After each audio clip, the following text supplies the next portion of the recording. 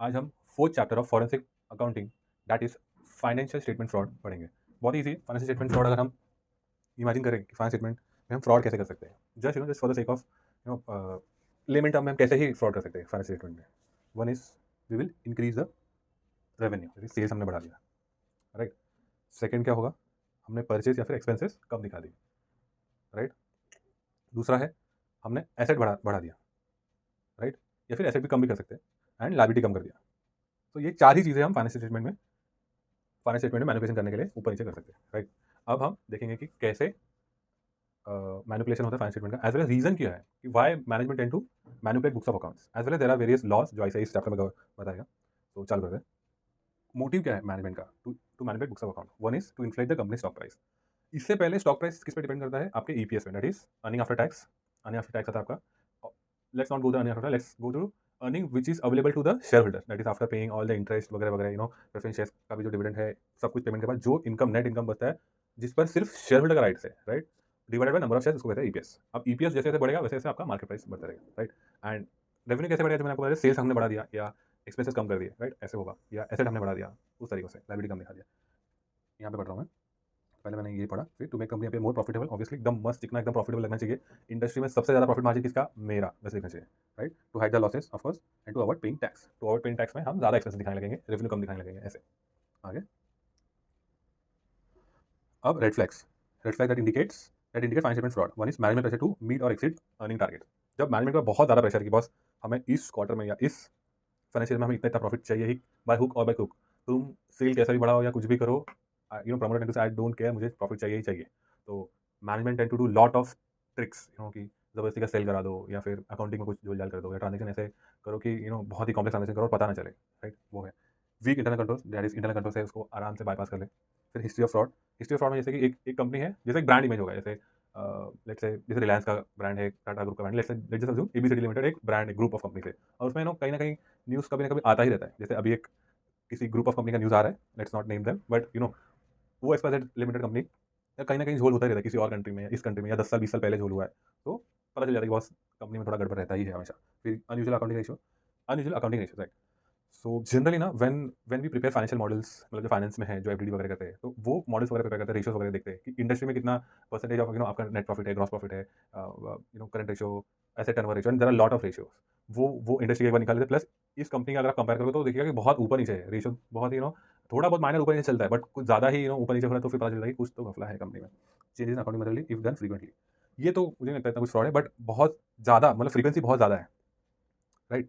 बार बार accounting method change होते जा रहे हैं, 1-2 साल पहले क्या था, वापस से अभी चेंज कर दिया, वापस से 2-3 साल पहले वापस से चेंज कर दिया, चेंज होते जा रहा है, तो लग गया कि बॉस कुछ तो गड़बड़ है। Red flags in management behaviour, management के बिहेवियर में या उनके स्वभाव में लग रहा है कुछ गड़बड़ लग रहा है, या फिर उनका जब ये कैसे, मतलब मुझे तो जनरली लगता है कि जब बहुत सारे टॉप लेवल के एग्जीक्यूटिव डायरेक्टर जब रिजाइन करने लगे थे, सीएफओ रिजाइन कर दिया, सीईओ रिजाइन कर दिया, फिर उसके साथ साथ इंडिपेंडेंट डायरेक्टर भी रिजाइन कर रहे हैं, अगर ऐसे बहुत शॉर्ट पीरियड टाइम में बहुत लोग रिजाइन करें तो समझ जाता है कि बस कुछ तो गड़बड़ है। या फिर टर्नओवर रेशियो बहुत ज़्यादा, जैसे सीएफओ आया, एक सीएफओ ज्वाइन किया, नहीं, एक सीएफओ रिजाइन किया, देन दूसरा आया, वो भी 4 महीने में रिजाइन कर दिया, राइट। एंड तीसरा आया, उसका भी ऐसा लगा कि रिजाइन नहीं करे, तो फिर समझ आया कि कंपनी कुछ गड़बड़ है, क्योंकि टॉप मैनेजमेंट के लोगों को ना जवाब देना पड़ता है टू वेरियस पीपल। ऑब्वियसली उनके इन्वेस्टर को जवाब देना पड़ेगा, उनको उनके मैनेजमेंट को, उनके बॉस को जवाब देना पड़ेगा, बट जैसे सीएफओ बार बार चेंज हो रहा है, बट अगर कोई अगर वो कंपनी को अगर किसी ने पकड़ लिया फ्रॉड करते हुए, कभी बाहर आ गया, तो वो सीएफओ भी पकड़ा जाएगा, राइट। इसीलिए जब टॉप मैनेजमेंट का टर्नओवर रेशियो बहुत ज़्यादा है और या बहुत लोग निकल रहे हैं, तो समझ जाएंगे बस कुछ तो गड़बड़ है। आगे, sorry, characteristics, nature and reason. Finance statement fraud is complex and multifaceted. Multifaceted मतलब मल्टीपल चेहरा होता है, इसे मल्टीपल फेसेस ऐसे phenomenon that can be characterised, यहाँ पढ़ रहा हूँ मैं, that can be characterised by several key attributes. Intentionality, so इस पैरा में ऐसा कह रहा है कि फाइनेंस स्टेटमेंट फ्रॉड जो है ना बॉस, फ्रॉड फ्रॉड हमेशा इंटेंशनल होता है बॉस, हमेशा ही फाइनेंस स्टेटमेंट फ्रॉड का हमेशा इंटेंशनल होता है। ऐसा नहीं कि मैंने गलती से ही सेल्स 300 करोड़ रुपये ज़्यादा कर दिया या 1000 करोड़ रुपये गलती से 50 से फेसबुक, ऐसा नहीं होता है, और बहुत अच्छी तरीके से उसको छुपाया जाता है, तो अगर ऑडिटर ना पकड़ ले, राइट।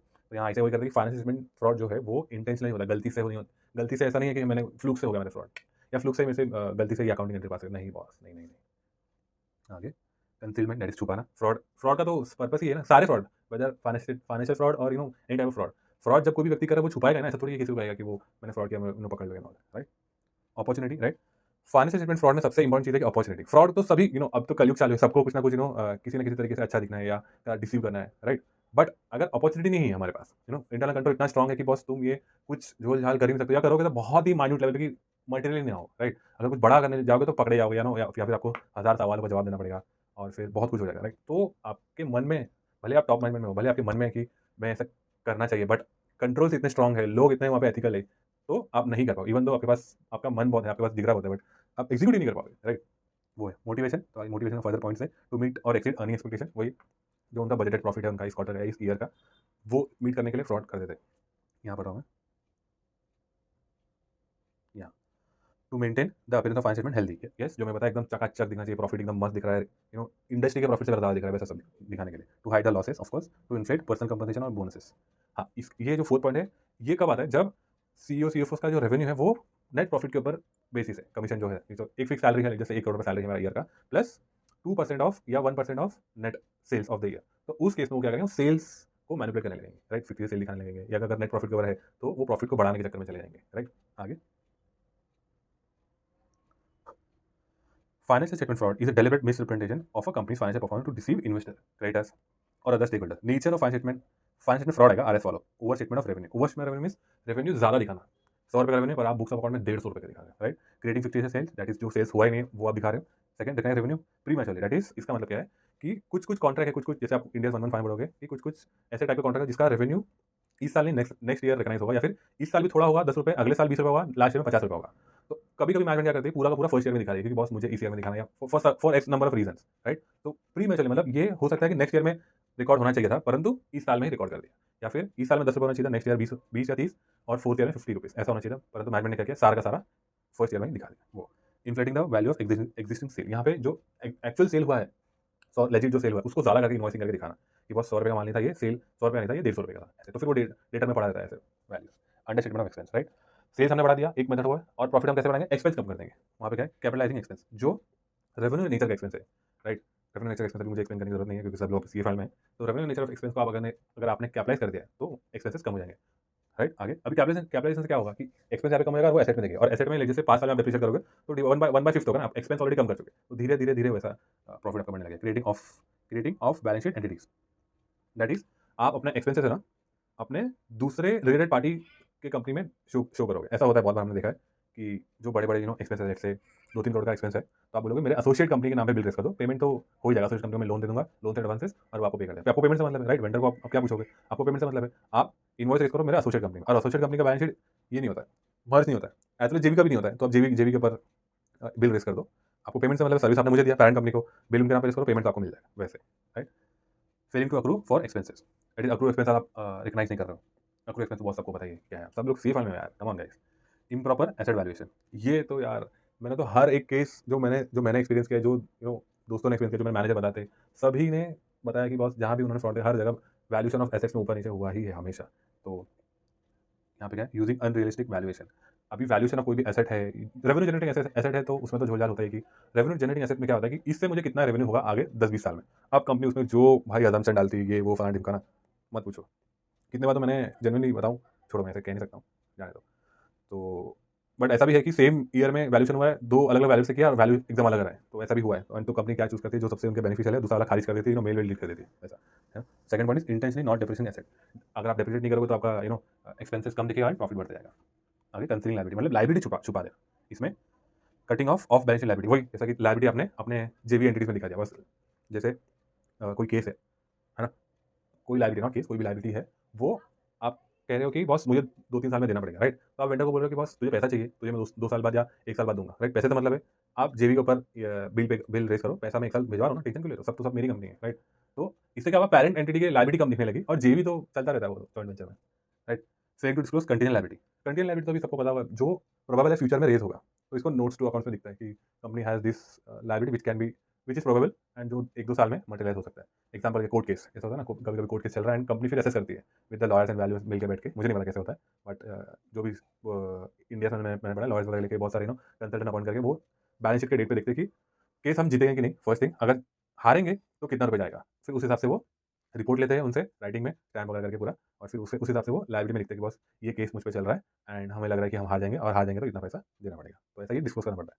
परंतु अगर आप डिस्क्लोज ही नहीं करोगे तो फिर नो हाफ इन्फॉर्मेशन आपके लिए, वैसे इम्प्रॉपर डिस्क्लोजर यहाँ पे भी आएगा वो। Fail to disclose important information in the footnote of financial statement, यहाँ पे वापस से देखो आईसीए ने कंटीजेंट लायबिलिटी का भी ही एग्जांपल दिया है, यहाँ पर कंटीजेंट लायबिलिटी, फिर यहाँ पे यूजिंग मिसलीडिंग लैंग्वेज। भाई तुम इतना पॉश इंग्लिश लिखो कि नॉर्मल लोगों को, जो नॉर्मली हम English day to day life में बोलते हैं, उनको भी समझना है। आप डिक्शनरी कितने बार खोलोगे? एक लाइन में भाई उसने 10 वर्ड यूज़ किया, 10 में से 5 वर्ड समझ ही नहीं आ रहा है। डिक्शनरी कितनी बार यूज़ करोगे बस, है ना? तो बहुत बार जनरली अभी भी रिसेंटली मैंने कोई तो न्यूज़ पढ़ा था, कोई तो स्टार्टअप में, अभी नाम तो नहीं ले सकता, मेरे को नाम याद आ गया है। नाम याद आ गया, बट उसके अ, उन्होंने ऐसे वर्ड्स यूज़ किए फाइनेंशियल स्टेटमेंट में as well as investor calls में कि बॉस समझ ही नहीं आया कि वो कहना क्या चाह रहे हैं। तो that means company is trying to hide something, right? आगे, failing to disclose related party transaction. As per India's as well as companies act, हमें सारे related party transaction as well as उसके balances as on year end हमें दिखाना पड़ता है। अगर आप नहीं दिखाओगे तो फिर वो मिसस्टेटमेंट हो जाएगा। वो रिक्वायरमेंट है, आपको करना ही है, राइट?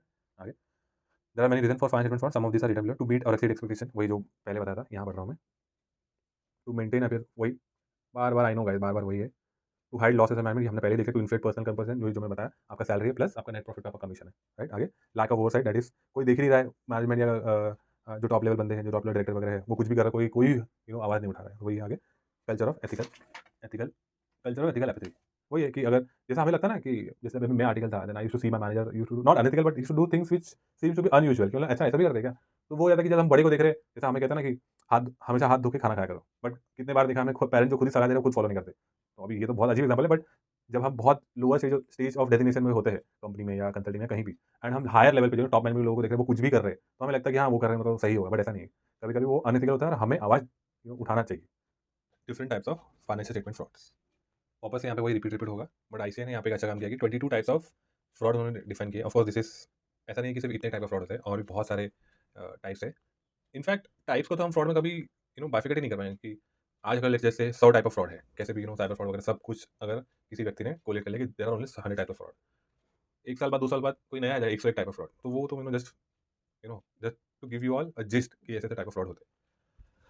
आगे, फाइनेंशियल स्टेटमेंट फ्रॉड, यहाँ पर financial statement fraud is the intentional misrepresentation of the company's financial position or performance in its financial statement. This can be done through a variety of methods, some of which includes overstating revenue. ये जो मैंने पहले already अभी ऊपर बता दिया आपको। आगे, अंडरस्टेटिंग एक्सपेंस, वही जो मैंने बताया था पहले। मिसस्टेटिंग एसेट और लायबिलिटी, दैट इज ज़्यादा रिकॉर्ड करने या कम रिकॉर्ड करना, डिपेंड्स। एसेट ज़्यादा रिकॉर्ड कर रहे हो या कम कर रहे हो, और लायबिलिटी ज़्यादा या कम रिकॉर्ड कर रहे हो। आगे, इम्प्रॉपर डिस्क्लोजर, जैसे मैंने कंटिन्यू लायबिलिटी का मैंने एग्जाम्पल दिया था फॉर कोर्ट केस।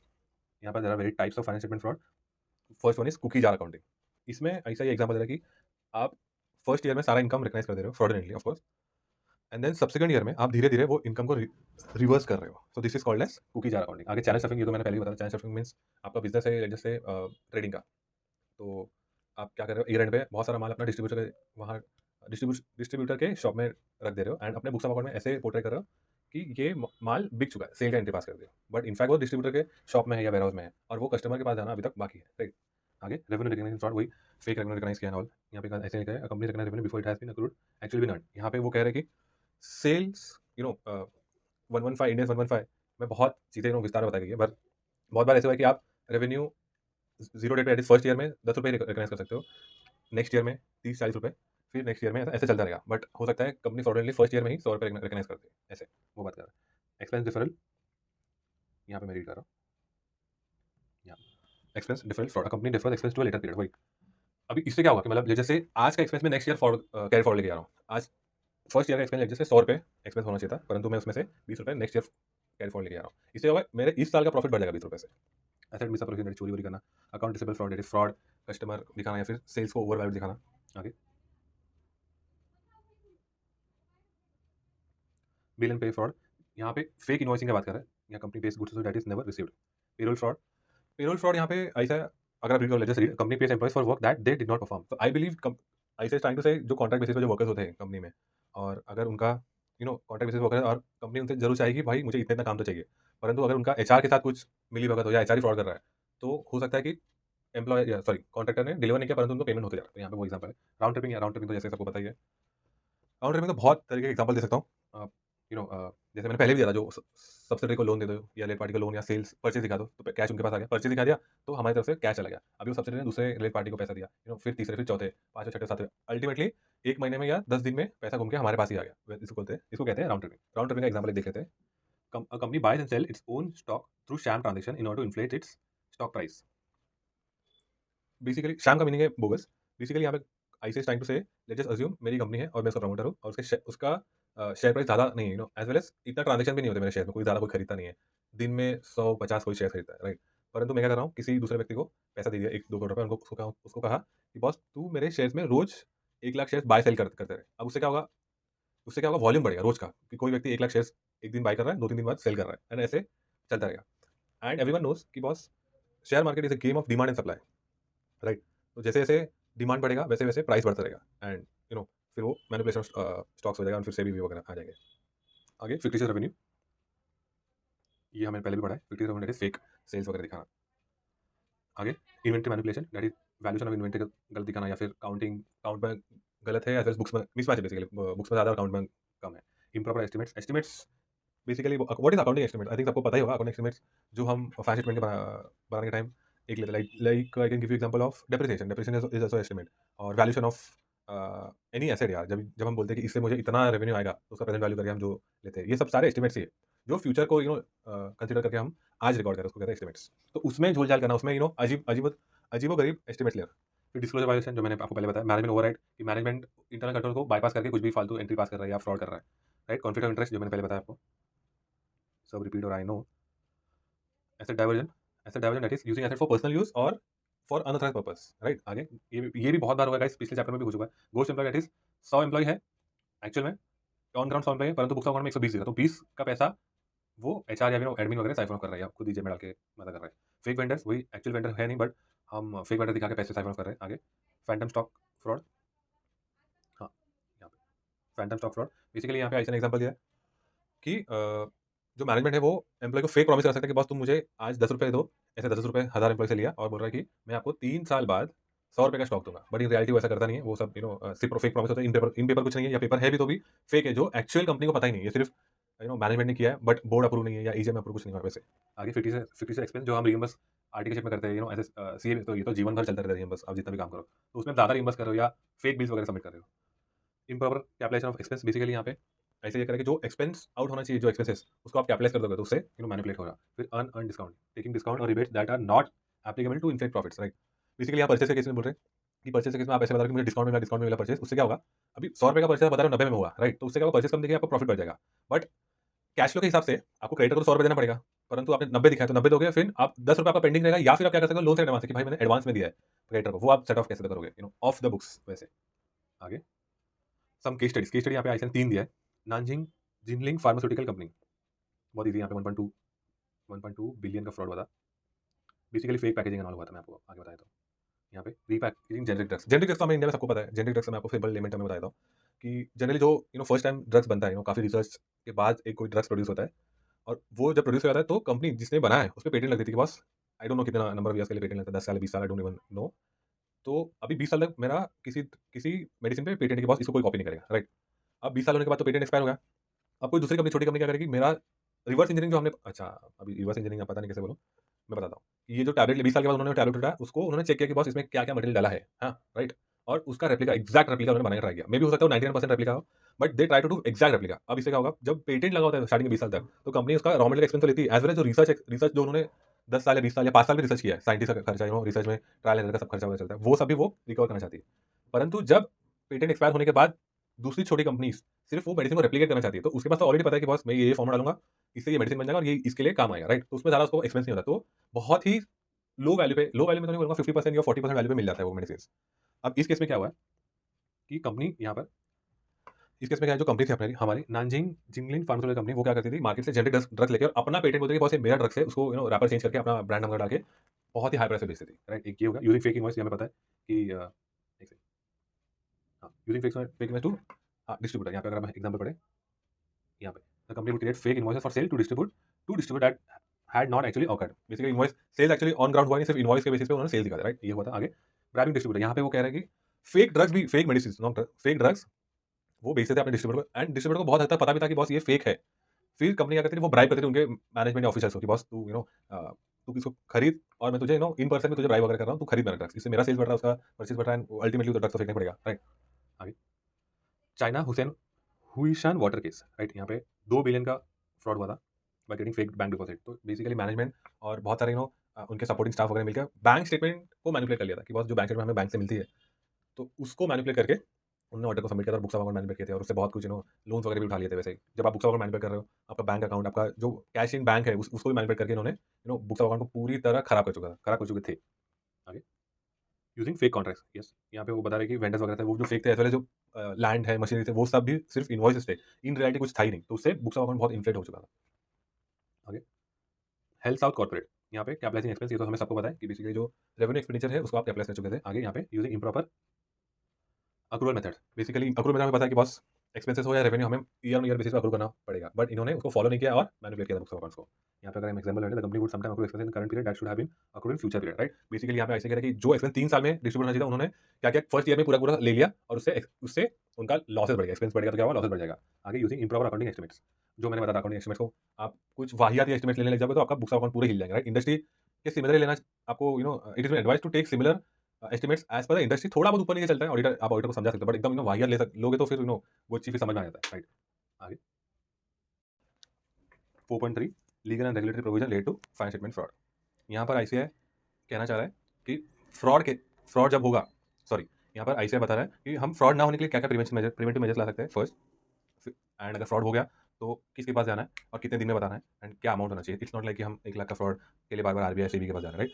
फिर कितने दिन में जाना है, एंड अब फ्रॉड वगैरह हो गया तो प्रोसिक्यूशन ऑफेंसेस किस सेक्शन में कितना पेनल्टी, कितना जेल वगैरह है, वो सब डिस्कस कर रहे हैं। बहुत ही इसमें आईसीआई ने बहुत सारे सेक्शन वगैरह ऐड के डाल दिए भर भर के, ठीक है। जल्दी थोड़ा ट्राई करेंगे because I don't think so ये एमसीक्यू में आएगा, बट एक बार पढ़ लेना, पढ़ने से तो ऑब्वियसली ज्ञान तो बढ़ेगा ही। तो first is accounting standard, obviously हमें सबको पता है कि बुक्स ऑफ अकाउंट्स हमें अकाउंटिंग स्टैंडर्ड के हिसाब से बनाना चाहिए। One is accounting standard, other one is India. सारी अभी तो मोस्टली 90% कंपनीज इंडिया से फॉलो करती है, एक लिमिट है, मेरे को तो एक्जैक्टली वर्बली तो याद नहीं है क्या लिमिट है, काफी टाइम हो गया पढ़ के, but most of the all the 100% companies which are listed in recognised stock exchange are suppose to follow India. फिर छोटी छोटी कंपनीज उनके लिए अकाउंटिंग स्टैंडर्ड है, राइट। आगे कॉर्पोरेट गवर्नेंस, कॉर्पोरेट गवर्नेंस में कंपनी एक्ट में लिखा हुआ है कि ये बॉस कॉर्पोरेट गवर्नेंस में होना चाहिए, basically internal control, segregation of duties वगैरह वगैरह वगैरह। हम एक बार सेंटेंस पढ़ लेते हैं। Establishing clear separation of duties between the board of director, management auditors, implementing effective internal control, promoting culture of ethical behavior and accountability in the organization, within the organization, disclosure requirement। सो यहाँ पे बहुत सारे rules and regulation हैं companies act में as well as schedules में and India में कि क्या क्या डिस्क्लोजर होना चाहिए। एनफोर्समेंट मैकेनिज्म वही कि एक बार फ्रॉड होगा तो रिलेवेंट एक्ट्स है, रेगुलेशंस है, वो किस तरह लागू होगा और जो जुडिशरी सिस्टम है किस तरह उस पर पनिशमेंट लाएगी। आगे विजिल प्रोटेक्शन, तो वही जिस बंदे ने सीटी बजाई है उसको भाई लीगल प्रोटेक्शन चाहिए, अदरवाइज नहीं तो कोई भी सीटी नहीं बजाएगा ना, राइट। मतलब सीटी बजाएगा मतलब यू गाइस नो ना, दिस इज जस्ट जो whistle blow protection means, whistle blow means जो आवाज उठाता है कि बॉस यहाँ पे कुछ गलत हो रहा है, इस कंपनी में कुछ गलत हो रहा है, राइट। और अगर उसको प्रोटेक्शन नहीं मिला, लेट्स से मैंने आवाज उठाया किसी के बारे में और मुझे डेथ थ्रेट्स मिलने लगे या फिर मुझे मेरे रिलेटिव्स को कोई अपडेट कर लिया, कितना कर लिया, तो फिर क्या मतलब मैं क्यों करूंगा, right. So I would the last person in this corporate to raise voice, बाकी कोई नहीं करेगा, राइट। तो वो आगे यहाँ पे पढ़ा 4.3.2 the company act 2013 in India introduce several provision to strengthen the legal and regulatory framework for preventing and detecting financial statement fraud. These provisions include, sorry, enhance disclosure, obviously जितना ज़्यादा डिस्क्लोजर है उतना बेहतर है। स्ट्रेंथन इंटरनल कंट्रोल, हमने इसके बाद बहुत बार बात किया कि बॉस इंटरनल कंट्रोल इतना स्ट्रीमलाइन होना चाहिए कि बॉस कोई बाईपास ना कर पाए, राइट। ऑडिटर इंडिपेंडेंट तो हर बार ही है कि ऑडिटर भाई, ऑडिटर किसी तरीके से कंपनी से रिलेट ना हो, वाया वाया या फिर फूफा जी का भतीजा लड़का वहाँ पे मैनेजर है या वट या उनका कुछ इन्वेस्टमेंट है या वैसा वैसा है, कुछ भी नहीं होना। ऑडिटर एकदम एकदम थर्ड पार्टी होना चाहिए बॉस, जिसको पता ही नहीं कंपनी के बारे में, कंपनी के बारे में पता है नहीं, that is irrelevant, but related नहीं है किसी भी तरीके से। आगे SFI is a regulatory body which is govern by central government and section I think 212 लगता है उसके ऊपर, and this body investigate into the frauds. And फिर आगे इंक्रीजिंग पेनल्टी, यहाँ पे 2013 में कंपेयर टू 1956 में स्ट्रेंथ ज़्यादा रिगरस ऑफेंस, ज़्यादा rigorous I would say penalties and jail का टर्म्स वगैरह है। सेक्शन 447 में अगर आप पढ़ोगे तो आगे। सो यहाँ पे मैं पढ़ रहा हूँ कुछ एग्जांपल लिया इसने यहाँ पर, कोई कुछ सेक्शन का एग्जांपल बहुत ही बेसिक है। सेक्शन 30, 43, 44, 66, 191 सेल्फ एक्सप्लेनेटरी, एक बार रीड कर लेते हैं हम लोग। This section provides for the initiation of insolvency proceeding. Insolvency के लिए अभी तो अलग से एक्ट आ गया आईबीसी 2016। तो बेसिकली कोई भी कंपनी अगर डिफॉल्ट करता है, जैसे बैंक को पेमेंट डिफॉल्ट कर देता है या फिर अपने क्रेडिटर को पेमेंट डिफॉल्ट कर देता है या debenture holder etcetera, so these people can file insolvency against that company under IBC code. अभी कोड क्यों कहते हैं वो एक बार आप लॉ में एक बार देख लेना। बेसिकली कोड मींस बहुत सारे एक्ट के प्रोविजन मिला के अगर कोई एक रेगुलेशन बना दे उसको कोड कहते हैं। I know I am going very fast because इसमें कुछ ज़्यादा जितना डीप में जाओगे आप चलते चले जाओ, क्योंकि आईबीसी का प्रोविजन है, सेबी प्रोविजन है, आरबीआई का प्रोविजन है, आगे और 2-3 एक्ट का भी प्रोविजन है। तो यू फील एक दो जो आपका रिलेवेंट है, जो कंपनी एक्ट वगैरह आपको मजा आएगा, बट फिर जब आरबीआई का आने लगेगा, फिर जब आगे 2-3 एक्ट जो आपके लिए first time, you will feel very bored यार, इसलिए मैं जल्दी जा रहा हूँ ताकि वहाँ पे थोड़ा सा I can spend some time. Section 43, this section empower the insolvency resolution profession to investigate the fraud. ये भी आगे है, आईबीसी हम देख लेते हैं, ये बढ़ रहा हूँ मैं आगे। This section define the fraud as an act committed by an officer और employ of a company with an intent to deceive the company. वही अब एक बार पढ़ लेना, देख लेना, सेल्फ एक्सप्लेनेटरी है।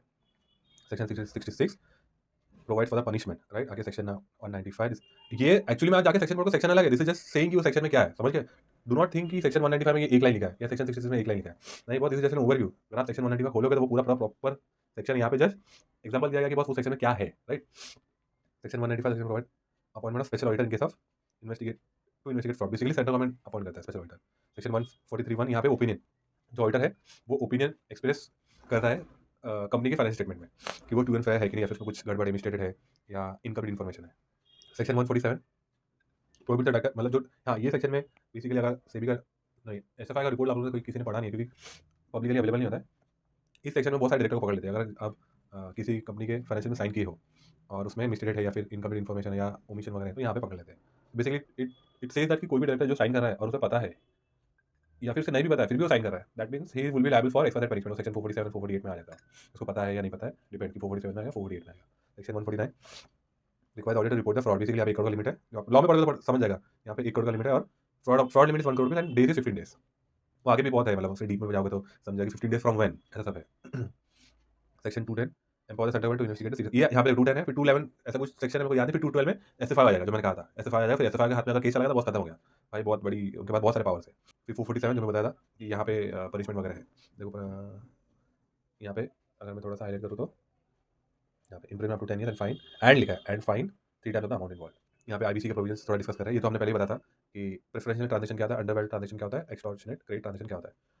वापस एक लाइन में कह देता हूँ, प्रेफरेंशियल ट्रांजेक्शन में क्या होता है, बेसिकली मीन्स जो कंपनी है जिसके अगेंस्ट इंश्योरेंस फाइल हुई, जो जिसका एक्सेप्ट हो गया, एनसीएलटी ने एक्सेप्ट कर लिया कि भाई इसको डिसॉल्व करो या फिर व्हाटएवर बंद करो, या देयर आर वेरियस मेथड। तो प्रेफरेंशियल ट्रांजेक्शन वो ट्रांजेक्शन जो मैनेजमेंट, जो कंपनी का मैनेजमेंट किसी एक व्यक्ति के साथ करता है जो रिलेटेड है या फिर unrelated, but it feels like कि बार बार उसी के साथ ट्रांजेक्शन हो रहा है, और या फिर बहुत सस्ते में हो रहा है या बहुत महंगे में भी हो सकता है, डिपेंड आप परचेज कर रहे हो सेल कर रहे हो। या फिर अंडरवाइट ट्रांजेक्शन, बेसिकली कम दाम पे आप ट्रांजेक्शन कोई एसेट वगैरह बेच दे रहे हो, right, that mean underwrite transaction. Extortional credit means किसी से आपने क्रेडिट लिया, तो जैसे मार्केट में 12 टका 13 टका मिल रहा है, परंतु आपने 16 टका 20 टका में ले लिया, तो यहाँ पे that mean extortional credit transaction. जो रेजोल्यूशन प्रोफेशनल होता है, अभी do not guys, do not expect me to explain what is resolution professional.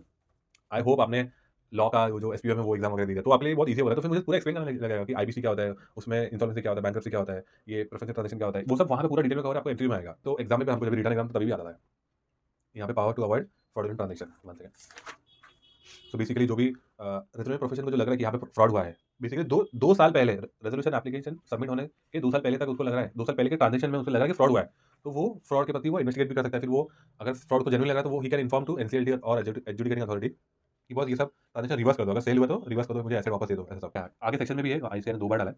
आगे इन्वेस्टिगेशन, यहाँ पढ़ रहा हूँ मैं, investigation of fraudulent transaction, basically यहाँ पे आरपी के पास जो राइट भी है कि टू इन्वेस्टिगेट, पर कोई आरपी जनरली करता नहीं अंटिल उसके पास खुद के पास इतनी बड़ी टीम होगा, बिग फोर वगैरह तो ठीक है, बट वो जनरली आउटसोर्स करता है जो वो फर्म्स में जो स्पेशलाइज है फॉरेंसिक ऑडिट वगैरह में। फिर यहाँ पे प्रोसिक्यूशन ऑफ फाइनेंशियल ट्रांजेक्शन, जो भी उनको रिपोर्ट वगैरह मिलता है, अभी आउटसोर्स कर दिया राइट कि हाँ, इस कंपनी में आप फ्रॉड होना, अब उस पर रिपोर्ट है, रिपोर्ट मालूम पड़ेगा भाई फ्रॉड हुआ है, तो आरपी एनसीएलटी एजुकेटिंग अथॉरिटी को देता है कि बहुत ऐसा फ्रॉड है, मुझे ट्रांजेक्शन रिवर्स कर दो, सेट वगैरह रिकवर करने वाले, तो नीचे recovery of asset from fraudulent transaction. ये वही आईसीआई ने वापस सेक्शन के थ्रू कहा है, सेक्शन 66 रॉन्गफुल ट्रेडिंग, एक बार पढ़ लेते हैं, आपको मैं बताता हूँ कहाँ हूँ, सेक्शन 66। सॉरी थोड़ा सा सर्दी हो गया, अभी तक तो मुझे सर्दी नहीं था, बट पता नहीं है, घर आया थोड़ा बहुत स्नान वान किया तो सर्दी हो गया। रॉन्गफुल ट्रेडिंग सेक्शन की कुछ ऐसा ट्रांजेक्शन किया है जिससे financial health of the company को, फाइनेंशियल्स को हार्म हुआ है कंपनी के, राइट, तो उसको स्टॉप कर सकता है, फिर फॉरेंसिक ऑडिट करा सकता है, वही रिपोर्ट वगैरह वही आगे अवॉइडेंस ऑफ ट्रांजेक्शन। फिर पावर टू इन्वेस्टिगेट, आरपी के पास पावर है। Offence and penalty, section 195 talks about offence and penalty, यहाँ पे भी पढ़ रहा हूँ, जिस include implement for up to 5 years, और यहाँ पे लिखा है और, ये और वगैरह क्यों कह रहा हूँ क्योंकि बहुत जब हम लिखते थे ना हमारे टाइम था, तो और एंड का बहुत ऐसा गोची होता था यार कि इसमें और, इसमें एंड है, इसमें 5 साल, इसमें 3 साल है, वॉटेवर, इसलिए मेरा बहुत ध्यान जाता है कि अप टू 5 ईयर्स और फाइन फॉर इंडिविजुअल एंड यहाँ पे एंड है and implement for up to, अब ये क्या लिखा है, 2 ईयर्स, और जो भी है फिर और fine for company non fraudulent acts. Section 207 enforcement by educating authority, basically ये कह रहा है कि एजुकेटिंग अथॉरिटी के पास भी पावर है to initiate IBC, IBC provision initiate कर दे या फिर फॉरेंसिक ऑडिटर अपॉइंट कर दे उनको कहीं से टिप वगैरह में आता हो। आगे section 302 power to investigate and prohibit trading, वही एजुकेटिंग अथॉरिटी के पास भी सेम पावर है with similar to RP, power to arrest, obviously उनके पास एजुकेटिंग अथॉरिटी के पास पावर है, अगर if they have relevant evidence and all तो they can arrest the people involve. तो ये जो पैरा है, दिस पैरा टॉक्स अबाउट कि भाई आईबीसी के आने की वजह से बहुत सारे थोड़ा प्रोसेस स्ट्रीमलाइन हो गया, ऐसा हुआ नहीं है और भी गड़बड़ हो गया, बट ठीक है, थोड़ा बहुत है जनरली, आई बिलीव स्ट्रीमलाइन हुआ है, बट बहुत गड़बड़ भी हुआ है। It will take some time दोस्त, थोड़ा इंडिया अपना थोड़ा सा कॉम्प्लेक्स देश है, it will take some time, but या there is some improvement, I agree to that.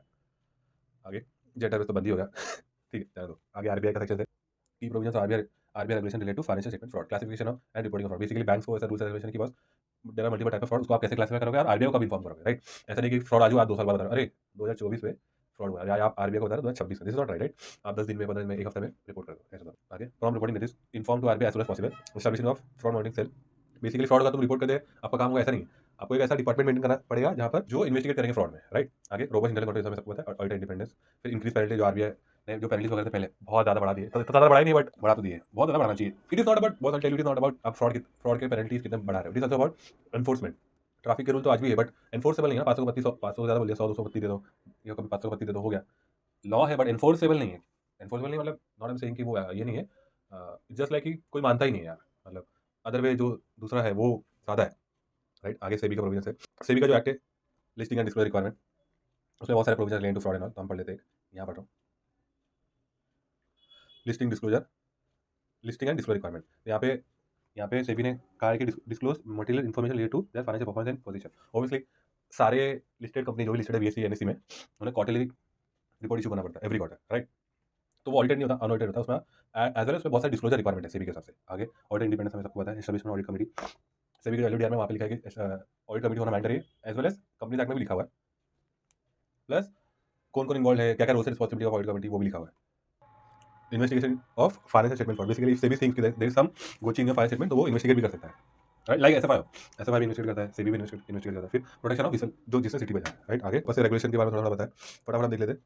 Regulation 33 talks about कि तुम्हारे जो क्वार्टरली फाइनेंशियल स्टेटमेंट है, रिजल्ट है, उसमें this regulation mandate company disclose material information related to financial performance and position, जो भी material information boss ये तुम क्वार्टरली इन्वेस्टर को बता दो। आगे 33(1) कंपनी में disclose any material information like to affect decision of the investor, right? वही है जो इन्वेस्टर के डिसीजन को अफेक्ट करते हैं, वो तुम बता दो। आगे टाइम से बता दो। आगे 33(2) में, 33(3) में कह रहा है कि आप concise, clear and accurate method में बता दो। आगे 33(4) information accessible to the investor, ऐसा नहीं कि आप कहीं और एक बार आप जब भी एनुअल रिपोर्ट नहीं रिजल्ट बता रहे हो, ऐसा नहीं होना चाहिए कि कुछ इन्फॉर्मेशन आप स्टार मार्के किसी और रिपोर्ट में वगैरह है, सारे के सारे इसमें बता दो, राइट?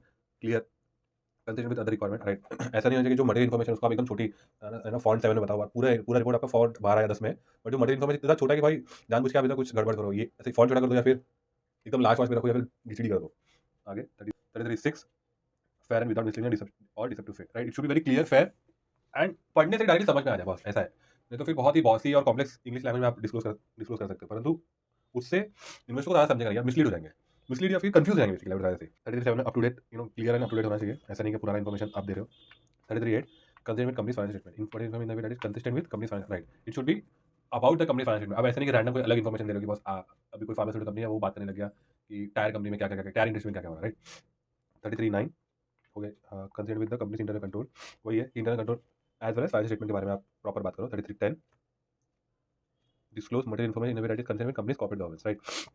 जो भी आप डिस्क्लोज कर रहे हो it should be relevant to your company's financial health, it should be relevant to internal control as well corporate governance. आगे यही मैं बोलता हूँ, नया नया एक्ट है basically, public interest disclosure and protection of whistle blower act 2013, बहुत ही ईजी सेल्फ रेड है। यहाँ पे भी वही ऐसे कह रहा है कि जो सेक्शन 4 वगैरह सेक्शन 5 6 7 है, ये सेक्शन क्या कह रहा है एक्चुअली, जब जाओगे वहाँ पे तो वो पूरा बड़ा सेक्शन है, right? Section 4 defines whistle blower, यहाँ पढ़ रहा हूँ मैं, सेक्शन 4 डिफाइंस विसल ब्लोअर। आगे section 5 provides protection to whistle blower, section 6 establish procedure for reporting suspected fraud और करप्शन, राइट? प्रोसीजर होना चाहिए, राइट? तो समझिए फ्रॉड हुआ है आपको पता, बट कैसे रिपोर्ट करेंगे इसको पता ही नहीं चले। आगे section 7 this section empowers central vigilance commission to investigate reports of suspected fraud और corruption, right? Section 8 section empowers CBC to recommend disciplinary action against public officer who are found to have committed fraud, right? जिसने जो भी public officer से जिससे fraud वगैरह corruption वगैरह उनके प्रति एक्शन। आगे इंडियन आईपीसी जो Indian code section 420 section define cheating and dishonesty. आगे section 467 this section define forgery, बहुत ही ईजी है गाइस, पढ़ लेना। Section 471 this section defines using a genuine और forge document as using for any purpose a document which okay, forge document basically use करना इस तरीके से यूज करना that would put that this is original document, वो एकदम complex English में लिखा है। इनकम टैक्स एक्ट सबको पता है 1961, section 271 E section defines consumer income, basically जो आप छुपा रहे हो इनकम वगैरह। फिर section 276 C section defines false statement, गलत गलत बता रहे हो आप section 276 D defines false statement in any verification made, वही है। सीएजी आपको पता है ये PSU as well as government audit करता है, तो उनके पास भी राइट है टू इन्वेस्टिगेट। ओ अपना favourite forensic accounting and investigation standard 130। आगे ये डाला क्यों है मुझे पता नहीं, बट ठीक है डाला तो पढ़ लेते हैं। यहाँ पे पढ़ रहा मैं डायरेक्टली, इस this FAIR 130 is essential for several reason, basically legal compliance जो प्रोफेशनल है उनको सारे फॉरेंसिक ऑडिट में, फॉरेंसिक अकाउंटिंग प्रोजेक्ट्स में लीगल कंप्लायंस देखना है, राइट, एथिक, भाई सारे हमारे ऑडिट तो एथिक्स से तो रिलेटेड ही है, राइट, क्रेडिबिलिटी एंड रिलायबिलिटी, काम ऐसा करो कि बस जो भी एविडेंस वगैरह आप ले रहे हो, जो बंदा आप डिप्लॉय कर रहे हो, एज वेल एज खुद क्रेडिबल होना चाहिए, काम एकदम मस्त होना चाहिए, रिलायबल होना चाहिए। आगे effective investigation, obviously this is explanatory, self explanatory, बस इन्वेस्टिगेशन है वो एकदम इफेक्टिव होना चाहिए, ऐसा नहीं कि आप काम करने के लिए कर रहे हो, ऑब्वियसली सारी चीजें काम यही होता है, इफेक्टिव हो रहे हैं, तो फिर कॉम्पिटिशन कितना कितना बढ़ गया है। आगे it encompasses a wide range, यहाँ पर FAS 130 applies to all FAI engagement, regardless of scope, complexity, or jurisdiction. It encompasses a wide range of legal and regulatory consideration, including confidentiality and data privacy. Obviously, सारे जो data वगैरह forensic में उल्टा और भी ज़्यादा होता है कि बॉस कोई बेटा कहीं भी बाहर नहीं जाना चाहिए, कोई बात भी नहीं करना चाहिए। मेरा हम लोग का सबका तो आदत ही हो गया कि boss once we leave for lunch हम कुछ फालतू बात कर रहे हैं कि न्यूज़ के बारे में बात कर रहे हैं, या फिर बिग बॉस ये वो, बिग बॉस नहीं यार, बिग बॉस के बारे में कौन बात करता है, बट एकदम रैंडम स्टफ स्टफ जैसे दिलजीत का कॉन्सर्ट या अरिजीत सिंह का कॉन्सर्ट वगैरह वगैरह। Reporting requirement, person be aware, हाँ, प्रोफेशनल जो भी फॉरेंसिक ऑडिट या इन्वेस्टिगेशन कर रहा है उनको पता होगा कि बॉस किसको रिपोर्ट कर रहा है, एंड उससे आपका रिपोर्ट बनता है बॉस। अगर आप बैंक बैंक ने आपको अपॉइंट किया, बैंक को रिपोर्ट करें तो उसका रिपोर्टिंग स्टाइल अलग होता है। फिर अगर आप सेबी को रिपोर्ट कर रहे हो तो उसका रिपोर्टिंग स्टाइल अलग है। एसएफआई को रिपोर्ट कर रहे हो या सीबीआई को कर रहे हो, बेसिकली सबका reporting style, reporting drafting style सबका अलग है, तो आपको रिक्वायरमेंट समझना पड़ेगा तब आप रिपोर्ट बनाते हैं। क्रॉस बॉर्डर एंगेजमेंट, ऑब्वियसली बहुत सारे बिग फोर में भी ऐसा होता है कि आप इंडिया में हायर हो बट आपको बाहर काम के लिए लेके आ रहे हो, तो आपको वहाँ का लॉज वगैरह सीखना पड़ेगा, और वहाँ का रिपोर्टिंग रिक्वायरमेंट, किसको रिपोर्ट कर रहे हैं, उनका क्या नजरिया देखने का, उनका क्या एक्सपेक्टेशन है, वो सब देखना पड़ेगा। आगे इंडस्ट्री स्पेसिफिक रेगुलेशन, ऑब्वियसली अगर आप ये तो सबको पता है इंडिया में बहुत सारे इंडस्ट्री स्पेसिफिक रेगुलेशन है, जैसे कि फार्मास्यूटिकल हो गया, टेलीकॉम हो गया, एक्सेट्रा एक्सेट्रा, तो उस रेगुलेशन का आपको नॉलेज होना चाहिए। Fraud risk factor in financial statement fraud, next is we are studying about what factor leads to fraud. भाई कि फ्रॉड क्यों हो रहा है, ये तो हमने पहले भी पढ़ा था, पहले चैप्टर्स में, इनिशियल पहले के चैप्टर्स में एज वेल एज स्टार्टिंग के चैप्टर्स में, कि व्हाट लीड्स टू फ्रॉड। यहाँ पे ऐसे बता रहा है, इंसेंटिव, आगे अपॉर्चुनिटी है, एंड देन एटीट्यूड, मतलब attitude basically rationalisation, that means कि मैंने जो भी किया, जो भी गलत किया, उसका क्या इंटेंशन था मेरे मन में, कि मुझे ज़्यादा प्रॉफिट दिखाना था, या मुझे ज़्यादा सैलरी चाहिए था, बिकॉज मेरा जो सैलरी है वो नेट प्रॉफिट के ऊपर है या सेल्स के ऊपर है, वगैरह वगैरह। इंसेंटिव है, opportunity as well as rational attitude. इसको आगे आईसी ने दो ही चीज़ को एक्सप्लेन किया, one is incentive as well as opportunity. तो हम पढ़ लेते, देख लेते एक बार, बहुत ही सिंपल है। सम यहाँ पढ़ रहा हूँ मैं, some example of fraud is indicators with respect to incentive or pressure may lead to following, right? Excessive emphasis on meeting or exceeding analyst earning forecast. Analyst earning for forecast क्या होता है? It is those people जो earning calls में attend करते हैं। earning call क्या होता है कि every quarter CFO promoter, CFO mostly CFO होता है, और उनके जो सपोर्ट वगैरह में उनकी होती है टीम, एज वेल CEO या फिर अदर डिपार्टमेंट के लोग भी होते हैं, हेड ऑफ डिपार्टमेंट होते हैं, तो वो वहाँ पे बताते हैं कि बॉस इस टाइम का इतना इतना अर्निंग था, एंड हमारा फ्यूचर फॉरकास्ट है कि ऐसे ऐसे इतना इतना प्रॉफिट हो सकता है ईयर एंड तक, फलाना फलाना। तो बहुत सारे एनालिस्ट होते हैं कि वो मार्केट एनालिस करते रहते हैं, उनको मतलब बेसिकली उनका जॉब होता है, म्यूचुअल फंड मैनेजर्स भी होते हैं वहाँ पे, तो उनको भी एनालिस्ट कह सकते हो। तो वो ऐसे कह सकते हैं कि बॉस आपका जो इंडस्ट्री है वो इस साल ओवरऑल एवरेज इस साल 8% ग्रो रहा है, परंतु आपका वाईटीडी मतलब ईयर टू डेट सिर्फ let's just say 3% he growth हुआ है, तो आपका ग्रोथ क्यों कम है, तो उस प्रेशर में आकर, नॉट जस्ट वो क्वेश्चन के प्रेशर में, बट वो प्रेडिक्ट कर सकते हैं, अगर मेरा ग्रोथ कम है कंपेयर टू इंडस्ट्री, और अगर मैं इंडस्ट्री का बहुत बड़ा प्लेयर हूँ, राइट, तो मुझे ऐसे सब सवाल आ सकते हैं। तो in order to avoid those question as well as in general way, कि बॉस तुम्हारा इंडस्ट्री अगर 8% ग्रो हो रहा है तो तुम क्यों 3% ग्रो हो रहे हो, right, despite you are the industry leader, तुम्हारा बहुत मेजर चंक शेयर है, तो उस चक्कर में भी वो फ्रॉड कर लेते हैं। एग्रेसिव कंपनसेशन प्लान ये वही है कि आपका जो सैलरी है वो नेट प्रॉफिट या सेल्स के ऊपर डिपेंडेंट है। आगे रैपिड ग्रोथ और एक्सपेंशन, बहुत ही ज़्यादा आप ग्रोथ पे फोकस करके आगे बढ़ते आ रहे हो, बट आपके जो एम्प्लॉई है एज वेल एज आपके जो सेल्स वगैरह वो मीटअप नहीं हो पा रहे हैं इन जनरल। आपको फोरकास्ट है कि आप हर साल 10% से बढ़ोगे।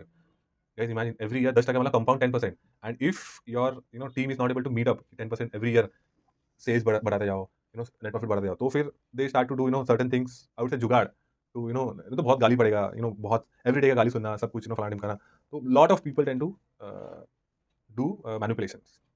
फिर सिग्निफिकेंट डेट बर्डन, यहाँ पे लेंडर्स के सामने अपना पोर्ट्रेल बहुत ही अच्छी तरीके से दिखाने के लिए कि हमारा बैलेंस शीट पीएनएल बहुत ही प्रॉफिटेबल है, हम मैनेज कर सकते हैं मोर डेट एज वेल एज हमारा जो रेशियोज वगैरह है, जब भी लोन पास होता है ना, तो कवेनेंट्स होते हैं, कवेनेंट्स में कुछ कवेनेंट ऐसे भी कह सकते हैं बॉस ये जो करंट रेशियो का इतना इतना होना चाहिए, ये जो डेट टू सर्विस रेशियो इतना होना चाहिए, या फिर डेट टू इक्विटी रेशियो इतना होना चाहिए, राइट, इससे ऊपर नहीं आना चाहिए। वो एक बेंचमार्क सेट करते हैं, इससे ऊपर नहीं जाओगे, अगर इसके ऊपर गए तो इंटरेस्ट बढ़ जाएगा, और वो मेरे लिए हमारे लिए अलार्मिंग। आगे डिक्लाइनिंग प्रॉफिटेबिलिटी, मतलब ईयर में आपका प्रॉफिट कम हो रहा है, या तो कम हो रहा है या फिर इंडस्ट्री से कम है आपका, तो top management director tend to manipulate books of account. आगे excessive focus on short term result, कि बॉस मेरा ईयर एंड आ रहा है, और इस चक्कर में आप बहुत सारे अकाउंटिंग चेंजेस कर रहे हो, बहुत सारे प्रैक्टिसेस चेंज कर रहे हो, एज वेल एज मैनिपुलेट कर रहे हो बुक्स ऑफ अकाउंट को, तो वो शॉर्ट टर्म आपका ये विजन है कि बॉस मेरा एज ऑन डेट ये हो जाए, बुक्स ऑफ अकाउंट मस्त दिखे, पर उसके बाद मुझे फर्क नहीं पड़ेगा, राइट, तो शॉर्ट टर्म फोकस नहीं होना चाहिए। अनरियलिस्टिक परफॉर्मेंस टारगेट, राइट, जो मैं बोला कि एवरी ईयर 10%, तो वो कभी कभी हो सकता है कि बस मार्केट रिसेशन में है, मार्केट डिप्रेस चल रहा है, परंतु स्टिल आपका टारगेट केवल 10% होना ही चाहिए बाय हुक और बाय क्रुक, तो वो अनरियलिस्टिक होगा, right? Individual group financial gain, हाँ, ये वही है वापस से वही सेल्स वाला कि सेल्स पर्सन का कमीशन वगैरह है या फिर सीईओ का जो सैलरी प्लस इंसेंटिव, तो वो सेल्स के ऊपर है इधर या नेट प्रॉफिट के ऊपर है। Maintaining positive public image of course कि आपका बैलेंस शीट सबसे स्ट्रांग है पूरे इंडस्ट्री में, पूरे पूरे इंडिया में ऐसे। मर्जर एक्विजिशन, मर्जर एक्विजिशन के टाइम जनरली लोग बहुत सारे अकाउंटिंग चेंजेस करते हैं या फिर बुक्स ऑफ अकाउंट को ऐसे प्रेजेंट करते हैं एकदम इससे बढ़िया बुक्स ऑफ अकाउंट कोई है ही नहीं। अरे एग्जांपल ले लो मर्जर एक्विजिशन का, मैरिज के टाइम या कोर्टशिप के टाइम देखो ना कि I am this is gender not not gender this is I am saying कि both the genders tend to do things which will make them look more presentable, right? और अच्छा दिखे। पूरे जीवन में उन्होंने कभी नहीं किया होगा, स्पेशली मेन का, मुझे तो मेन का पता है, स्पेशली मेन का कि भाई पूरे जीवन में ठीक से कुछ किया नहीं होगा, बट कोर्टशिप वगैरह में भाई इतना फेशियल हो गया या लॉट ऑफ थिंग्स, मतलब I don't want to get into that कि सारी चीज़ें मुँह पे लगा लो दिखे एकदम मस्त वैसे वैसे। आगे डिक्लाइनिंग स्टॉक प्राइस और मार्केट मैनिपुलेशन, ये वही है। अगर आपका स्टॉक प्राइस गिर रहा है, स्टॉक प्राइस क्यों गिर रहा है? जब आपका प्रॉफिट ईयर ऑन ईयर गिरते आ रहा है, राइट? अगर प्रॉफिट ईपीएस को आप बढ़ा दोगे, नेट प्रॉफिट को बढ़ा दोगे, तो आपका शेयर्स का प्राइस भी बढ़ता जाएगा, right? This is also reason why manipulation of financial statement tend to happen. आगे ये पढ़ रहा हूँ मैं, sorry. Some example of fraud indicators with respect to opportunities may include following. Opportunities के बारे में बात हो रहा है। Lack of segregation duty, right? बहुत ही बेसिक है, सबको बताइए। आगे इनएडिक्वेट कंट्रोल, इंटरनल कंट्रोल ठीक से नहीं है। लैक ऑफ इंडिपेंडेंट ओवरसाइट, कोई इंडिपेंडेंट ऑडिटर है या कोई इंडिपेंडेंट डायरेक्टर है या इंटरनल ऑडिटर वो ठीक से देख नहीं रहा है। अभी इंडिया में तो लॉ है, बट होते हुए भी कोई ना उतना ठीक से दिखता नहीं है। सब कोई जी लिमिटेड का आई थिंक आप लोग आपने केस पढ़ा है कि नहीं, बट उस केस का you know start he independent auditor ने किया, इंडिपेंडेंट डायरेक्टर ने किया था कि उन्होंने रिजाइन वगैरह किया था एंड उन्होंने रेजिग्नेशन में लिखा था कि what is the reason of resignation. उन्होंने एक अपना एक क्या कहते हैं शुरुआत कर दी थी कि boss this is the reason and I think this is not corporate governance ठीक से नहीं बेसिकली। सो वहाँ से फिर इन्वेस्टिगेशन चालू हुआ, तो बहुत कुछ आगे इसमें मिला। You should read the report and all. आगे lack of transparency financial report, आप फाइनेंशियल रिपोर्ट इतना कॉम्प्लेक्स बना दे कि भाई पढ़ने वाले को भी समझ में नहीं आ रहा, एज वेल एज आप कॉम्प्लेक्सिटी के अंदर ही तो फ्रॉड चुकता है, राइट? आगे कॉम्प्लेक्स बिजनेस ऑपरेशन, आपका बिजनेस ऑपरेशन इतना कॉम्प्लेक्स समझ ही नहीं आएगा भाई आप क्या कर रहे हो, आपका सब्सिडी क्या कर रहा है, आपका जीवी क्या कर रहा है, आपका एसोसिएट क्या कर रहा है, अल्टीमेटली बिजनेस कर क्या रहा है, आपका अर्निंग कहाँ से आ रहा है। लैक ऑफ सरप्राइज ऑडिट और इन्वेस्टिगेशन, कंपनी में सरप्राइज ऑडिट्स है ही नहीं। सरप्राइज ऑडिट्स में क्या आ सकता है? ऑपरेशनल ऑडिट हो सकता है, मैनेजमेंट ऑडिट हो सकता है, कैश वगैरह तो ठीक है, तो एक टाइम के लिए बेसिक है, बट इन जनरल इन्वेस्टिगेशन होना चाहिए। सरप्राइज दैट इज आते ही परचेज हेड को चेंज कर दिया, ऐसा सब। लैक ऑफ आगे management overhead of internal control, ये तो बहुत ईजी में बताया कि management lot of people lot of companies India जहाँ पे मैनेजमेंट ओवरहेड करता है इंटरनल कंट्रोल को, स्टिल मतलब अभी विसल ब्लोअर वगैरह है, that plays a part, but ठीक है यार, वो तो क्या ही कह सकते हैं। आगे use of third party vendor और service provider, that is outsourcing your major, इसमें ऐसा कह रहा है कि अगर आप मेजर आपके बिजनेस को या फिर आपके कंट्रोल्स को आउटसोर्स कर दोगे एंड वो जो वेंडर है उसके पर ध्यान नहीं रखोगे, तो वो फ्रॉड कर सकता है आपके साथ। आगे लैक ऑफ क्लैरिटी और कंसिस्टेंसी इन अकाउंटिंग स्टैंडर्ड, अगर अकाउंटिंग स्टैंडर्ड इतना कॉम्प्लेक्स है, जैसे इंडिया 115, और ये तो मुझे बहुत कॉम्प्लेक्स एज वेल एज मेरे टीचर ने, मतलब जिससे मैंने सीएफएल पढ़ा था, व्हेन ही वाज टीचिंग, तो वो कह रहे थे कि इन रियलिटी ऑल्सो जो रियल लाइफ सिनेरियो में भी companies are facing difficulty to recognise the revenue due to, बहुत कॉम्प्लेक्स है इंडिया 115, राइट? पढ़ने के लिए तो है ही कॉम्प्लेक्स, बट इंप्लीमेंट करने के लिए भी बहुत कॉम्प्लेक्स है, तो काफी टाइम लगा उसको स्ट्रीमलाइन करने के लिए। दिस इज सुनी सुनी बात है, this is not reality, I don't know, मतलब मैं अकाउंट्स में नहीं हूँ अभी। Lack of transparency rate by transaction, वही आप ठीक से डिस्क्लोज नहीं कर रहे हो या फिर डिस्क्लोज कर रहे हो तो भी आधा अधूरा अमाउंट डिस्क्लोज कर रहे हो। आगे लैक ऑफ विसल ब्लोअर, सिटी बजाओ योजना है ही नहीं, या फिर है तो इतना कोई ध्यान नहीं देता है। फिर इनएडिक्वेट डॉक्यूमेंटेशन और रिकॉर्ड कीपिंग, आपका जो आईसीएफआर इंटरनल कंट्रोल और फाइनेंशियल रिपोर्टिंग वो ठीक से है नहीं, स्टैंड ऑडिटर को भी आपने आंख मार के ऐसा हटा दिया, चल कोई बात नहीं, ऐसा उसका फीस बढ़ा दिया। लैक ऑफ इंडिपेंडेंट, यहाँ पे पढ़ो लैक ऑफ ये पढ़ो लैक ऑफ इंडिपेंडेंट रिकंसिलिएशन और रिव्यू। रिकंसिलिएशन वो बैंक वगैरह का जो होता है स्टॉक रिकंसिलिएशन, वो ठीक से नहीं है, या हो रहा है तो सिर्फ साल में एक ही बार मार्च में हो रहा है, और वो सिर्फ टुकड़िया काम है कि होने के लिए आप करा दे रहे हो, ऑडिटर को आंख मार के फीस बढ़ा दे रहे हो, ठीक है कोई बात नहीं ऐसे। तो वो अगर वो सब नहीं है, बेसिक कंट्रोल नहीं है, तो कोई मतलब नहीं है। आगे ऐसे ने 3-4 केस दिया है, एनरॉन का है, सत्यम का है, फिर हेल्थ साउथ का है जो हमने पहले भी देखा, एनरॉन का भी देखा है, सत्यम नया है, मतलब जनरली सारे इंडियन को तो पता होना चाहिए, मतलब सीए को तो पता ही होना चाहिए, एक्सप्लेन कर दूंगा मैं थोड़ा सा, but if you all really want कि एकदम डिटेल में चाहिए तो मैं अलग से वीडियो बना दूंगा, वो तो बनाऊंगा ही, बट वो कैसा है फिर प्रायोरिटी लिस्ट में आएगा कि बॉस ये पहले चाहिए ऐसा। तो उसमें भी ऐसा ने बहुत सिंपल, बुक में तो बहुत सिंपल तरीके से बताया कि क्या हुआ था, फिर रीजन क्या था कि क्यों किया, वही है सब में जनरल रीजन वही कि बहुत प्रेशर था कि आपका बैलेंस शीट बहुत सुंदर दिखना चाहिए, इंडस्ट्री स्टैंडर्ड से अच्छा दिखना चाहिए, हेल्दी होना चाहिए। फिर उसमें ऐसे ने बताया कि मोटिव क्या था, तो मोटिव मतलब रैशनलाइजेशन क्या था कि बॉस सबको यही अपॉर्चुनिटी वगैरह थे, एंड उसके बाद कॉन्सिक्वेंस वही है कि भाई एम्प्लॉइज को लॉस हो गया, कंपनी बंद हो गई, फलाना फलाना, इतने रुपये का बैंक का लॉस हो गया, बस इतना ही मैं आपको बता देता हूँ। फर्स्ट हम पढ़ लेते हैं, सॉरी, फर्स्ट हम पढ़ लेते हैं health south corporation case study, right? America America का बेस्ड कंपनी है एंड हेल्थ सेक्टर में कंपनी था, राइट? एंड फ्रॉड हुआ था 2.7 बिलियन का यहाँ पर। सो इंसेंटिव प्रेशर और मोटिवेशन क्या था, यहाँ पे ऐसा नहीं लिखा है, ही सेड, यहाँ पे पढ़ रहा हूँ मैं, he said unrealistic earning targets and demanded that his manager meet their targets at all cost. आगे the pressure lead to culture of fear and intimidation where employees felt compelled to engage in fraudulent activity to avoid being reprimanded और fire. Same जो recently हुआ था, शायद पिछले साल ही बाहर आया था बीओबी का केस में, सेम कि बॉस ये जो आपका टारगेट है आपको मीट करना है, बाय हुक और बाय क्रुक करो ही। तो वो वही अभी बीओबी का आई थिंक सबको पता है या नहीं, but basic let's ignore that BOB वाला पार्ट, बैंक ऑफ बड़ौदा वाला पार्ट। तो अगर आप बहुत अनरियलिस्टिक टारगेट रखे हो और मैनेजमेंट बहुत प्रेशर कर रहा है, तो जुगाड़ फिर करने लग जाते हैं लोग, राइट? ये सारे केस में वही है, अपॉर्चुनिटी, अपॉर्चुनिटी पे वीक इंटरनल कंट्रोल, वही weak internal control, weak internal control, फिर हाँ, बस जनरली तो वही weak internal control, health of culture of secrecy and non disclosure that made it difficult for employees to report. हाँ, basically ऐसा यहाँ पे ऐसा कहना चाह रहा है कि कंपनी में लोगों को पता था कि भाई ये कुछ ठीक नहीं है, रॉन्ग है कि नहीं पता नहीं, बट ठीक नहीं है।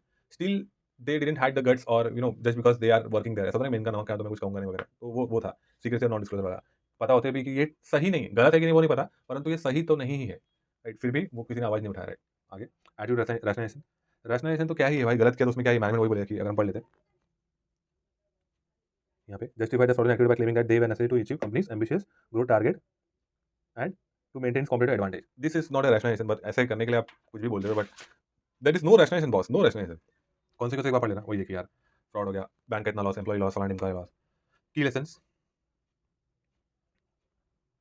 Importance of ethical leadership, ethical leader होना चाहिए कंपनी में, the need for effective city बचाओ योजना, इंपॉर्टेंस ऑफ ऑडिटर इंडिपेंडेंस। हाँ यार, ऑडिटर पता नहीं कैसे नहीं पकड़ पाते, मतलब I have talk to lot of my star auditor friends, मतलब अभी तो उन्होंने बोला कि इंडिया के आने की वजह से बहुत ज़्यादा काम हो गया, बट ठीक है, आगे कुछ कह नहीं सकते। The need for strong corporate governance, of course ICI as well NFRA as well as central government trying कि बॉस कितना ज़्यादा डिस्क्लोजर हो सके दे, फिर भी फ्रॉड हो ही जा रहा है।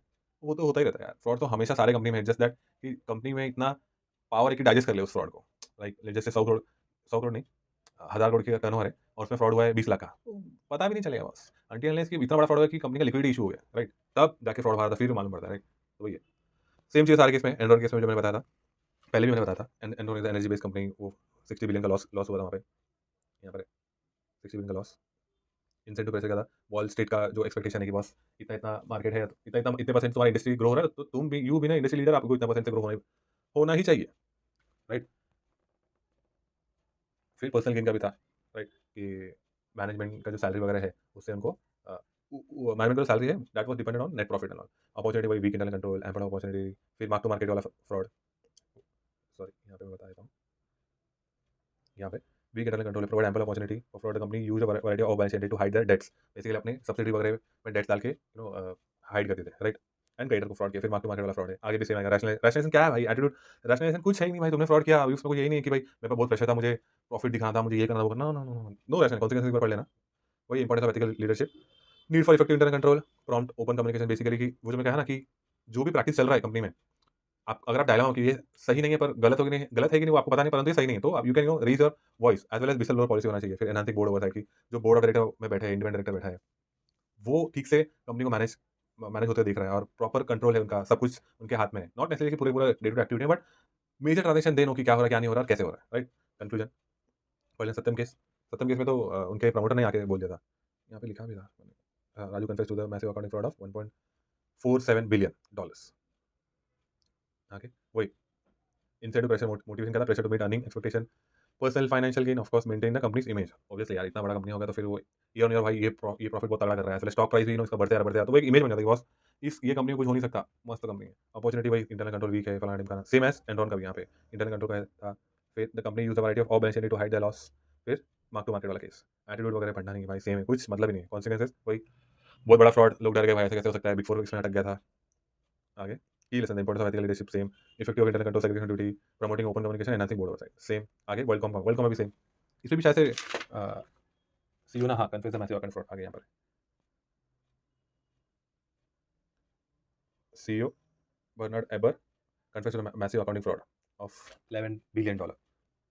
इंसेंटिव का था, maintaining the illusion of financial health and growth, meeting wall street expectation, executive compensation, वही सैलरी वाला पार्ट जो मैं कह रहा था। Opportunity of fraud, excessive focus on short term earnings, weak internal control, excessive executive, बहुत ज़्यादा सैलरी दे रहे थे, यहाँ पे इस पैरा में लिखा है कि बहुत ही ज़्यादा सैलरी दे रहे थे, एज वेल एज उनका सैलरी वो डिपेंड था ऑन प्रॉफिट। लैक ऑफ विसा सिटी योजना नहीं था वहाँ पे, वेरी ऑप्टिमिस्टिक फाइनेंशियल प्रोजेक्शन, जो आज से 10 साल या 20 साल का जो प्रोजेक्शन था, बहुत ही सुंदर तरीके से कि बीच में कुछ हो नहीं सकता, जैसे बिजनेस प्रोसेस इंजीनियरिंग वगैरह है, नहीं बिजनेस प्रोसेस इंजीनियरिंग नहीं, एक टर्मिनोलॉजी है जो मेरे को अभी क्लिक नहीं हो रहा है, डिजास्टर ऐसा कुछ तो है कि मेरे को ध्यान नहीं आ रहा है, कि अगर कुछ कोविड जैसा सीन हो गया तब क्या करोगे कंपनी में, राइट? तो वो सब उन्होंने कभी कभी लिया ही नहीं, ऑब्वियसली प्रोजेक्शन में ऐसा तो कोई लेते नहीं, बट बियॉन्ड आपने आप 8% या 7% आप ग्रोथ ले रहे हो, पर कभी-कभी ऐसा कोई कंपनी है हम 14% से इंक्रीज़ होंगे या 12% से होंगे। तो वो बहुत ही फैंसी लगने लग जाता है फाइनेंशियल मॉडल। फिर आगे लैक ऑफ रेगुलेटरी ओवरसाइट कि भाई जो गवर्नमेंट वगैरह है, गवर्नमेंट रेगुलेटरी बॉडीज़ है, वो भी ध्यान नहीं दे रही थी। उसकी वजह से फ्रॉड हो गया ये वर्ल्डकॉम वाला। टेलीकॉम जानता है एक्चुअली, तो टेलीकॉम पे इंडिया में तो बहुत स्ट्रिक्ट गवर्नमेंट का आई साइट है कि बस क्या कैसे हो रहा है सब कुछ, बट वो टाइम पे नहीं था। रैशनलाइजेशन तो कुछ है नहीं, कॉन्सिक्वेंस फ्रॉड बेसिक वही आगे की lessons importance of ethical leadership, the need of effective internal control, promoting open communication, enhancing board oversight, conclusion. बहुत ईज़ी चैप्टर था, अब मिलते हैं नेक्स्ट चैप्टर में।